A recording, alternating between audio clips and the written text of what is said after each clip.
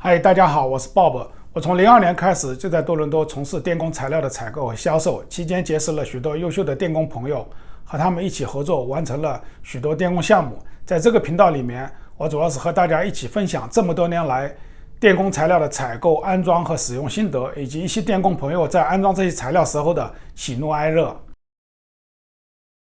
But this is 80. Oh, this is 80 milliamp on this particular one. On the other ones, it's you set it for 5. Okay. Yeah. Okay. You can also set it for 1 amp as well, but we in North America we always use 5 amp CTs. Okay, so I'm just gonna get out of that and go to the next one. And this is the secondary or the primary of the transformer. So the output is 80 milliamp. Yeah. This one happens to be a 200 amp one. Yeah. Now, if this were the 5 amp type and it was a 600 to 5, you'd put 600 here. Okay. And then it would display the correct Okay. values. Okay, PT is your PT ratio. This is based on the line neutral voltage, so 600 volt line neutral. The maximum voltage we can have is 400 volts. Okay, so we always scale it based on that. So let's say you had a transformer from 600 volt to 120. That's the only time you'd use this function here. So normally it's set for 400 on that, and on the secondary it's also 400. That just means it's a direct input. Okay. Now I could put a different value than 400 there. I could put, say 120. Okay. Okay, so you could transform it from 600 down to 120, but on the display it's still going to show you 600 volt. Okay, so that's for that. In most cases you're going to just keep it at 400 and 400. Unless you're using a potential transformer to step down the input voltage. And this one, it doesn't usually make any sense to do that, because usually the only time you do that if you got the meter in the front of the panel, and some people don't want to bring 600 volt to the front of the panel, so then they put a transformer there just so it's safer, I guess. But this is rated for 600 volt. The other ones are rated for 600 volt too, but some people don't like to bring 600 volt to the front of the panel, just in case somebody opens it up or in that. So in that case, they put a meter there. They put 3 potential transformers, transform it from 600 volt down to 120 volt, and then put that into meter, and then they set the PT ratio on that. Okay. Okay. In this case, this is already on the DIN rail, so you're not putting it on the front of your panel anyway, so it doesn't make any sense to put potential transformers into here. Okay, so again, if you don't use it for a while, it's going to kick you out, so then you just have to go back in again. Okay.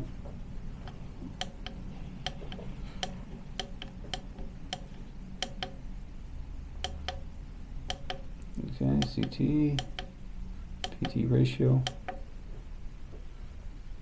Let's just see what PN is. Again, if you're ever in doubt what the function is, you just put it. Look into here, and you just see PN. Okay, so that's the pulse weight, like the number of pulses per kilowatt hour. So right now we have it set for 1 pulse per kilowatt hour. Okay, if you want better resolution, you could set it for 10. So that way you get 0.1 kilowatt hour resolution. But that's only going to be if you're sending this pulses into another type of system. Okay. So we actually have customers that buy this thing and they have their own system, but all it is like a counting system. It just takes counting pulses in. So they buy our meter and put the energy pulses into their system. Okay. Okay. Every kilowatt. Exactly. Exactly. Oops. Yeah. pH. And again, I skipped over one. There's also one for pH, which is the pulse width, because sometimes systems, they can only take so quick a signal. They don't want it to be too small. So we can set it between 20 and 100 milliseconds. So every kilowatt hour, if you set it for 50, it would give you a 50 millisecond pulse. Okay. But generally in counters, you can set it for 20. It's not a big deal. Okay, so if you look at FN, okay, that's the resolution of your energy. So right now we have it set for 0, which is 1 kilowatt hour. And generally that's all you need. You don't need to know the resolution. But if you wanted 0.1 kilowatt hours or 0.01 or 0.0001, you could set it for that as well. It's just that it would take up more room on your display when you look at it. When you start getting to people that have 200 amp systems, you don't really need to know the resolution to the 0.0001 kilowatt hour. So normally people keep that as 0, which means every kilowatt hour it accumulates.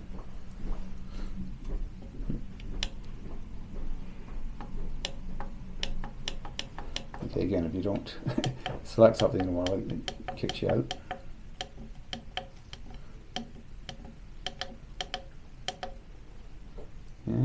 So right now it's set for 20 millisecond pulse width, 1 kilowatt hour resolution. And this is a page filter, and what I'd recommend is you don't use this to enter this because it's very awkward to do. I recommend you use the software. This just tells you which variables you want to show on the display. Okay, so let's say you only want kilowatt hours, but you don't want it cycling between the voltage, the current, and the power factor and the kilowatt. So you can shut off these display pages. So it'll only show you the kilowatt hour on the front. If you want to see the voltage in that, you can select various from 1 to 25 in terms of how many variables you show. Okay. But it's very awkward to do it on here. It's much easier to do it via the software. And if you want to, again, remove a page, let's say you're showing the, because right now I have it set up to show the kilowatt hours and the voltage. Okay, now if you want to delete a page, again, you'd have to put the number in there and then delete the page. But again, it's very awkward doing it here. That's done via the software. And CH is the wiring check. When you wire this up, generally it's a little awkward to use, to be honest. But you can set that on and it'll tell you if you have a CT in backwards or not. Okay, so you either turn that on or you turn it off. And the next one is just it'll tell you, so if that's on, the next one will tell you the direction of the A input, which is your current input 1, whether it's 0 or 1, whether it's positive or negative. Okay, so again, if it's negative, that means it's reversed. Okay.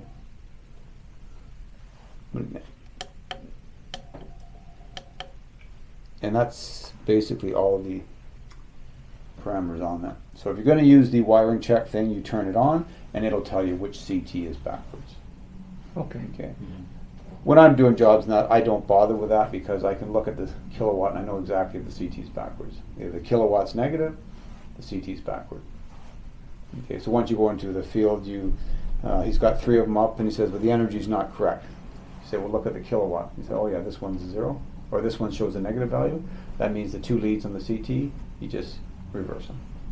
Yeah, the CT, you don't have color label? They are, but some people there's still people that take voltage for line 1 and put the CT for line 1 on line 2 by mistake. So people do a lot of crazy things. Okay. So by looking at the values, if you get a crazy power factor like 0.3 or something like that, you know you got the CT from the voltage on the wrong line. Okay. Yeah. So the first thing to check is the kilowatt. If the kilowatt's negative, you know that CT is backwards. Yes. Okay. That's the easiest way to do it. Yeah. Normally they use color. Yeah, they do, but people still do it backwards. That's why if you look at ours, we tell you which side's the high side of the CT. Yeah. And which side that corresponds to on the output. Okay. And but still, if they put the wire the wrong way through, it's still going to be wrong. Yeah. So you either reverse the direction of the wire or you reverse the CT direction, one or the other. Okay. Okay. So really, that's all there is. It's basically just a matter of following along on these 3 pages in there. And again, the only thing people are probably ever going to change is the Modbus address and the CT ratio and the system type. Okay. They probably won't change anything else in here. Okay. These 2 wires just power up this machine. That's the power of that machine up. 120. Yep. This is 120. Yep. And I'm just jumping over to the monitor. So these are your voltage monitoring terminals. Yeah. Here's your CT's input. 1, 2, 3. Okay. Okay. CT comes this way. Exactly. Yep. So you just wire the CTs into there. This is your communication port, which is RS485. And this you can get a relay output and a pulse output. Okay, so the relay, you could have that as an alarm, so you could say if the voltage is too high, generate an alarm. Okay. And that's just a dry contact.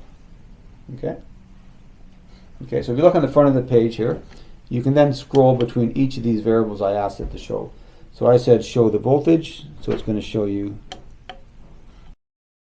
好了，这期视频我们就讲到这里。如果你喜欢我的视频，或者觉得我讲的内容对你有用，请按红色订阅按钮，并按小铃铛。如果你有什么问题或者建议，请在下面留言，我会尽快答复。也许我们下期视频的主题会因你的问题而产生。谢谢大家。